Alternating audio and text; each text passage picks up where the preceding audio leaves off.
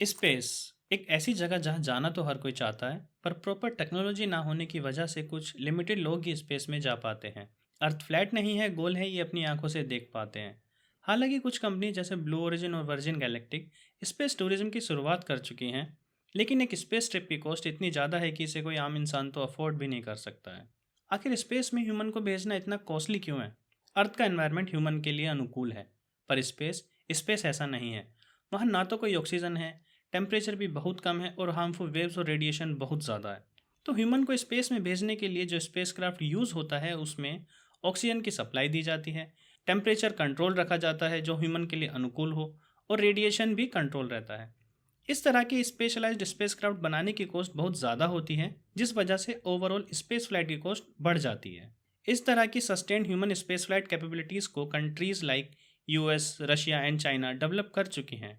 India भी इसी तरह की कैपेबिलिटीज़ को डेवलप करने के लिए नेक्स्ट ईयर 2024 में एक मिशन लॉन्च करने वाला है जिसका नाम है गगनयान। अगर ये मिशन सक्सेसफुल हो जाता है तो भारत ऐसा करने वाला विश्व का चौथा देश बन जाएगा, और साथ ही साथ ये मिशन भारत के आगे आने वाले मिशन जैसे Indian space station, man mission to moon and Mars को रफ्तार देगा। तो चलिए जानते हैं इस गगनयान मिशन के बारे में। गगनयान प्रोजेक्ट में India human space flight capabilities को डेमोन्स्ट्रेट करेगा, जिसमें 3 एस्ट्रोनॉट्स को अर्थ के ऑर्बिट में 400 किलोमीटर के एल्टीट्यूड पर 3 दिनों की ट्रिप पर भेजा जाएगा। 3 दिन के बाद एस्ट्रोनॉट्स को सेफली अर्थ पर लाया जाएगा एंड इंडियन सी में लैंड कराया जाएगा।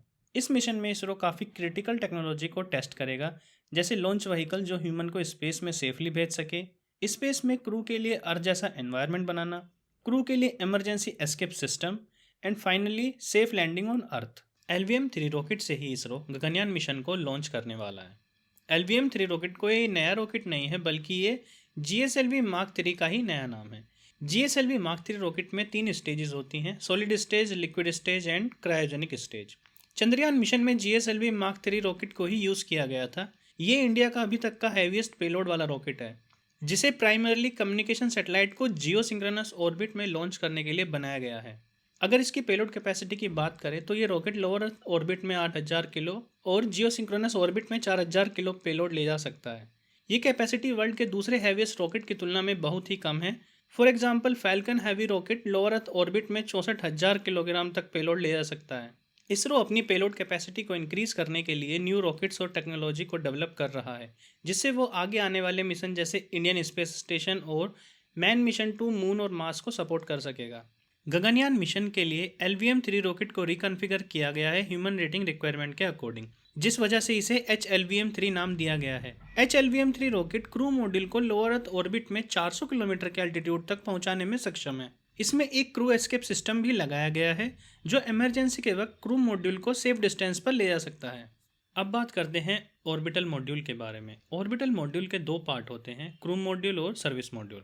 ऑर्बिटल मॉड्यूल के अपर पार्ट को क्रू मॉड्यूल कहते हैं। क्रू मॉड्यूल ही स्पेस में एस्ट्रोनॉट्स को अर्थ जैसा एनवायरनमेंट प्रोवाइड करता है। क्रू मॉड्यूल की आउटर स्ट्रक्चर एस्ट्रोनॉट्स को नेसेसरी थर्मल कंट्रोल प्रोवाइड करती है और साथ ही साथ स्पेस में प्रेजेंट रेडिएशन से भी बचाती है। इसे 3 एस्ट्रोनॉट्स को 7 दिन तक स्पेस में रहने के लिए बनाया गया है।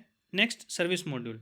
सर्विस मॉड्यूल क्रू मॉड्यूल को स्पेस में सपोर्ट सिस्टम प्रोवाइड करता है। सर्विस मॉड्यूल में ही सोलर पैनल लगे होते हैं जो स्पेस में क्रू मॉड्यूल के लिए नेसेसरी एनर्जी जनरेट करता है। अर्थ में एंट्री के वक्त और डी ऑर्बिट के time service module crew module से अलग हो जाता है और केवल क्रू मॉड्यूल ही अर्थ के एटमॉस्फेयर में एंटर करता है। क्रू मॉड्यूल में 2 पैराशूट लगे होते हैं, जिसमें से एक प्राइमरी होता है और दूसरा बैकअप पैराशूट।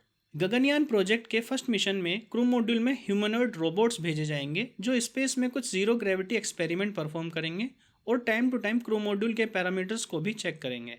क्रू मॉड्यूल के अर्थ पर लैंड करने के बाद साइंटिस्ट ह्यूमनॉइड्स पर होने वाले थर्मल और रेडिएशन इम्पैक्ट को स्टडी करेंगे, ताकि आगे आने वाले मैन गगनयान मिशन में एस्ट्रोनॉट्स की सेफ्टी को इम्प्रूव किया जा सके। किसी भी पर्सन को स्पेस में भेजने के लिए पहले उसे काफ़ी सारी ट्रेनिंग से गुजरना पड़ता है। इसी के लिए इसरो ने बेंगलोर में एक एस्ट्रोनॉट्स ट्रेनिंग सेंटर इस्टेब्लिश किया है, जो एस्ट्रोनॉट्स को necessary classroom training, fitness training और फ्लाइट सूट ट्रेनिंग प्रोवाइड करता है। यहाँ पर एस्ट्रोनॉट्स को माइक्रोग्रेविटी से फेमिलराइज कराया जाता है।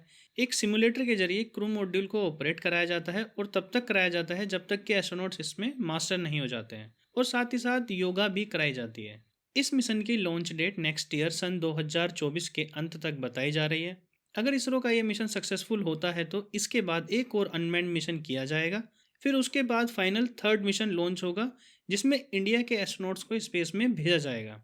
तो आज का हमारा ये स्पेस टूर यहीं पर फिनिश करते हैं, फिर मिलेंगे किसी नई वीडियो में नए मिशन के साथ स्पेस को और एक्सप्लोर करने के लिए।